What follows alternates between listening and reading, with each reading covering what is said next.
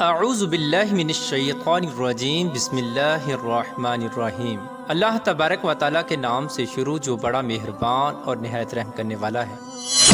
دنیا کی تاریخ میں ایسے بہت سارے بادشاہ اور فرعون گزرے ہیں جن کو ان کی بادشاہت اور دولت کے نشے نے مغرور بنا دیا اور وہ تکبر میں آ کر خدائی کا دعویٰ کر بیٹھے۔ یہ بدبخت لوگ اپنی بے شمار مال و دولت اور بادشاہت کے نشے میں بدمست ہو کر اللہ تبارک و تعالیٰ کی وحدانیت کو للکارنے لگے اور معاذ اللہ خدائی کا دعویٰ کر بیٹھے۔ اس کے باوجود بھی اللہ تبارک و تعالیٰ نے ان کی طرف بے شمار انبیاء کرام کو مبعوث فرمایا اور ان کو ہدایت کی طرف بلایا، لیکن یہ بدبخت لوگ اپنی سرکشی اور انا پر اڑے رہے اور اللہ تبارک و تعالیٰ کی وحدانیت کا انکار کرتے رہے۔ پھر جب یہ لوگ قابل ہدایت نہ رہے تو اللہ تبارک و تعالیٰ نے ان بدبخت لوگوں کو عبرت کا نشان بنایا اور ان لوگوں کو تباہ و برباد کر کے رکھ دیا اور ان لوگوں کے نام و نشان کو صفحہ ہستی سے مٹا دیا۔ اللہ تبارک و تعالیٰ نے ان جھوٹے خدائی کے دعوے داروں کو ایسی عبرت ناک موت دی کہ آج بھی لوگ ان سے عبرت حاصل کرتے ہیں۔ پیارا دوستو، خدائی کا دعویٰ کرنے والے بدبختوں میں سے ایک بدبخت شداد بھی تھا جس نے اللہ تبارک و تعالیٰ کی وحدانیت کو للکارا اور سرکش اور نافرمان ہو گیا۔ پیارا دوستو، شداد کون تھا اور کس طرح اس نے اللہ تبارک و تعالیٰ کی نافرمانی کی اور خدائی کا دعویٰ کیا، اور کس طرح اس نے دنیا میں اپنی جنت تیار کی اور اس کی بنائی جانے والی جنت کتنے سالوں میں تیار ہوئی، اور پھر اللہ تبارک و تعالیٰ نے اس بدبخت کو کس طرح دنیا کے لیے عبرت کا نشان بنایا اور اس بدبخت کا انجام کیا ہوا، اور پھر کس طرح ملک الموت علیہ السلام نے دردناک طریقے سے اس کی روح قبض کی۔ پیارے دوستو، ان تمام تر سوالات کے جوابات قرآن و حدیث کی روشنی میں آج کی اس ویڈیو میں ہم آپ کو بتائیں گے، لہٰذا آپ سے گزارش ہے کہ ہماری اس ویڈیو کو اینڈ تک ضرور دیکھیے گا۔ پیارا دوستو، شداد اس قوم کی نسل میں سے تھا جو دنیا کے سب سے طاقتور ترین قوم تھی، جس کو قوم عاد کہا جاتا ہے۔ اس قوم کے بارے میں اللہ تبارک و تعالیٰ قرآن پاک میں ارشاد فرماتا ہے کہ ان کے جیسی قوم نہ اللہ تبارک و تعالیٰ نے ان سے پہلے پیدا کی اور نہ ہی ان کے بعد کسی قوم کو پیدا کیا۔ قوم عاد احقاف کے اندر آباد تھی۔ احقاف ایسی جگہ تھی جہاں ریت کے بہت ہی بلند و بالا ٹیلے تھے، اور احقاف کا یہ علاقہ یمن اور عمان کے درمیان بکھرا ہوا تھا۔ اس علاقے کے اندر قوم عاد 8,500 سال پہلے آباد تھی۔ اس قوم پر اللہ تبارک و تعالیٰ کا یہ خاص کرم تھا کہ اللہ تبارک و تعالیٰ نے اس قوم کو دنیا کی سب سے طاقتور قوم بنایا تھا۔ اس کے ساتھ ساتھ اللہ تبارک و تعالیٰ نے اس قوم کو سرسبز و شاداب باغات اور وافر مقدار میں کھیت عطا فرمائے تھے۔ اس قوم کے پاس بے شمار جانور تھے اور پینے کے لیے میٹھا پانی تھا۔ اس کے علاوہ بھی اللہ تبارک و تعالیٰ نے اس قوم کو بے شمار نعمتوں سے نوازا تھا۔ چنانچہ اس قدر مال و دولت اور نعمتوں کی فراوانی کی وجہ سے یہ قوم بھٹک گئی اور اللہ تبارک و تعالیٰ کی نافرمان قوم ہو گئی اور یہ باغی ہو گئے۔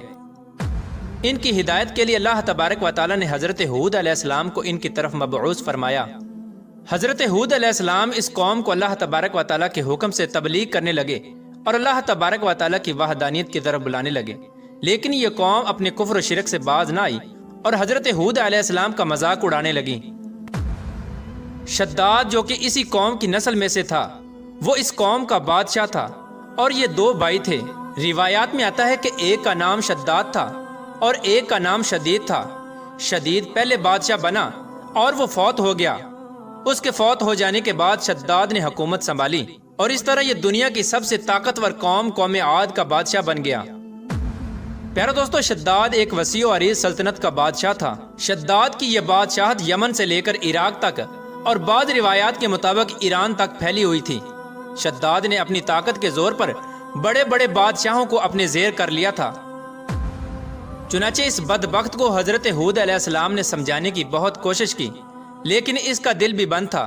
چنانچہ جب حضرت ہود علیہ السلام نے شداد کو اللہ تبارک و تعالیٰ کی وحدانیت کی طرف بلایا اور ایک خدا کی عبادت کرنے کا حکم دیا، تو اس وقت شداد اور حضرت ہود علیہ السلام کے درمیان ایک زبردست مکالمہ ہوا، جس کے نتیجے میں شداد نے حضرت ہود علیہ السلام سے پوچھا کہ اگر میں اللہ تبارک و تعالیٰ پر ایمان لے آؤں تو مجھے کیا حاصل ہوگا؟ تو اس وقت حضرت ہود علیہ السلام نے شداد سے فرمایا کہ تم پر جنت حلال ہو جائے گی۔ جنت کا نام سنتے ہی شداد حضرت ہود علیہ السلام سے پوچھنے لگا کہ یہ جنت کیا ہے؟ تو حضرت ہود علیہ السلام نے شداد کو جنت کا نقشہ بتایا اور جنت کی نعمتوں کے بارے میں شداد کو بتایا۔ حضرت ہود علیہ السلام کی یہ بات سن کر شداد مسکرانے لگا اور حضرت ہود علیہ السلام کو دیکھ کر کہنے لگا کہ یہ کون سی بڑی بات ہے، ایسی جنت تو میں بھی تیار کر سکتا ہوں۔ حضرت ہود علیہ السلام نے شداد کو اس کے اس کفر و شرک سے روکنے کی بہت کوشش کی، لیکن یہ بدبخت باز نہ آیا۔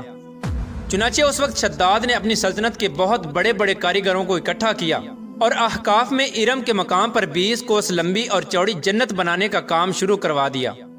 چنانچہ شداد کی تیار ہونے والی اس جنت میں سونے اور چاندی کی اینٹیں لگائی گئیں اور جواہرات بھی لٹکائے گئے۔ اس بدبخت شداد نے اپنی اس بنائی جانے والی جنت میں شہد، دودھ اور پانی کی نہریں بھی رواں کر دیں اور دنیا جہان کے خوبصورت درخت، پودے اور پھول بھی لگوا دیے اور اس جنت کو طرح طرح کے جواہرات سے مزین کر دیا۔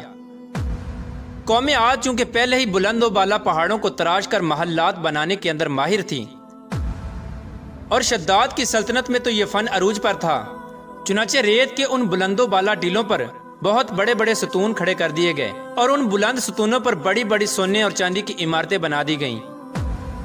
شداد نے یہ فیصلہ کیا تھا کہ جب تک اس کی بنائی جانے والی جنت تیار نہ ہوگی اس وقت تک وہ اپنی جنت کے اندر قدم نہیں رکھے گا۔ چنانچہ شداد کے حکم کے مطابق جنت تیار ہونے لگی اور شداد اپنے محل کے اندر بے صبری کے ساتھ جنت کا کام مکمل ہونے کا انتظار کرنے لگا۔ شداد کی اس جنت کو تیار ہونے میں 12 سال لگے۔ 12 سال کے اندر جب یہ جنت مکمل تیار ہو گئی اور اس کو طرح طرح کے ہیرے جواہرات سے مزین کر دیا گیا اور طرح طرح کی خوبصورتی سے مزین کر دیا گیا، تو اس وقت شداد کو اس کی جنت کے تیار ہونے کا پیغام پہنچا دیا گیا۔ چنانچہ شداد جنت کے تیار ہونے کا پیغام سنتے ہی بہت خوش ہوا اور شداد اپنی جنت کو دیکھنے کے لیے اپنی فوج کو ساتھ لے کر جنت کی طرف نکل پڑا۔ چنانچہ شداد ابھی جنت کے دروازے پر پہنچا ہی تھا کہ اس نے اپنے سامنے ایک شخص کو کھڑا دیکھا۔ شداد اس شخص کو دیکھتے ہی پہچان گیا اور اپنے حواریوں سے کہنے لگا کہ یہ شخص مجھے جنت میں داخل نہیں ہونے دے گا۔ تو اس وقت شداد کے حواریوں نے شداد سے پوچھا کہ یہ شخص کون ہے اور یہ جنت میں کیوں نہیں داخل ہونے دے گا؟ تو اس وقت شداد نے اپنے حواریوں سے کہا کہ یہ ملک الموت علیہ السلام ہیں جو کہ میری روح قبض کرنے کے لیے آئے ہیں اور یہ مجھے جنت میں داخل نہیں ہونے دیں گے۔ اس وقت شداد بدبخت ملک الموت علیہ السلام سے عرض کرنے لگا کہ مجھے صرف اپنی جنت میں قدم رکھنے کی مہلت دے دی جائے، لیکن اللہ تبارک و تعالیٰ کی طرف سے مقررہ فرشتے نے جواب دیا کہ مجھے اللہ تبارک و تعالیٰ کی طرف سے حکم ہے کہ میں تجھے تمہاری جنت کے اندر قدم نہ رکھنے دوں۔ شداد ملک الموت علیہ السلام کے سامنے بہت رویا اور گر گڑایا، لیکن ملک الموت علیہ السلام نے اللہ تبارک و تعالیٰ کے حکم کی تکمیل کرتے ہوئے شداد کی روح قبض کر لی۔ چنانچہ شداد کی موت کے بعد حضرت جبرائیل علیہ السلام نے ایک زوردار چیخ ماری اور شداد کی بنائی ہوئی ساری جنت زمین کے اندر دھنس گئی اور غائب ہو گئی۔ شداد کی اس عبرت ناک موت کے بعد حضرت ہود علیہ السلام نے قوم عاد کو بارہا مرتبہ سمجھایا، لیکن قوم عاد باز نہ آئی۔ حالانکہ شداد کا یہ انجام قوم عاد کے لیے کافی تھا، لیکن جب انسان کی عقل پر غرور کا پردہ ہوتا ہے تو چاہے شداد ہو یا شدید، اس کو کسی کام کا انجام دکھائی نہیں دیتا۔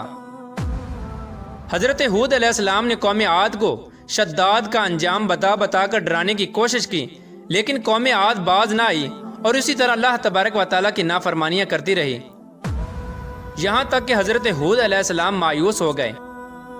اس وقت جب قوم عاد قابل ہدایت نہ رہی تو اللہ تبارک و تعالیٰ نے حضرت ہود علیہ السلام کو حکم دیا کہ وہ اپنے ساتھیوں کو لے کر اس علاقے سے چلے جائیں۔ اللہ تبارک و تعالیٰ کے یہ حکم پاتے ہی حضرت ہود علیہ السلام نے اس وقت آخری مرتبہ اپنی قوم کو سمجھانے کی کوشش کی، لیکن وہ لوگ پھر بھی باز نہ آئے، تو حضرت ہود علیہ السلام اپنے ساتھیوں کو لے کر اس علاقے سے روانہ ہو گئے۔ چنانچہ ان کے جانے کے بعد اللہ تبارک و تعالیٰ نے قوم عاد پر خوفناک آندیاں مسلط کر دیں۔ اللہ تبارک و تعالیٰ کی طرف سے آنے والی وہ خوفناک آندیاں اور طوفان 7 راتیں اور 8 دن تک چلتی رہیں، یہاں تک کہ وہ پوری قوم اپنے بلند ستونوں اور سونے اور چاندی کی عمارتوں سمیت زمین کے اندر دنسا دیے گئے اور غرق کر دیے گئے۔ اور اللہ تبارک و تعالیٰ نے اس قوم پر اس قدر دردناک عذاب نازل فرمایا کہ اس قوم کا نام و نشان تک نہ رہا۔ جس وادی کے اندر بڑے بڑے بلند و بالا محلات تھے، وہ تمام کی تمام وادی ایک ریت کے صحرا کے اندر تبدیل ہو گئی۔ قوم عاد کے اس علاقے کو اللہ تبارک و تعالیٰ نے اس طرح زمین کے اندر غرق کر دیا کہ وہاں پر صرف اور صرف ریت کے ٹیلے باقی بچے اور کسی بھی چیز کا نام و نشان نہ بچا۔ پیارے دوستو، اس طرح اللہ تبارک و تعالیٰ نے شداد اور اس کی قوم کا عبرت ناک انجام کیا اور ان لوگوں کو صفحہ ہستی سے مٹا دیا۔ اللہ تبارک و تعالیٰ سے دعا ہے کہ اللہ تبارک و تعالیٰ ہمیشہ اپنے حضور عاجزی اور انکساری کے ساتھ زندگی گزارنے کی توفیق عطا فرمائے اور حضور صلی اللہ تعالیٰ علیہ وآلہ وسلم کے بتائے ہوئے راستے پر چلنے کی توفیق عطا فرمائے۔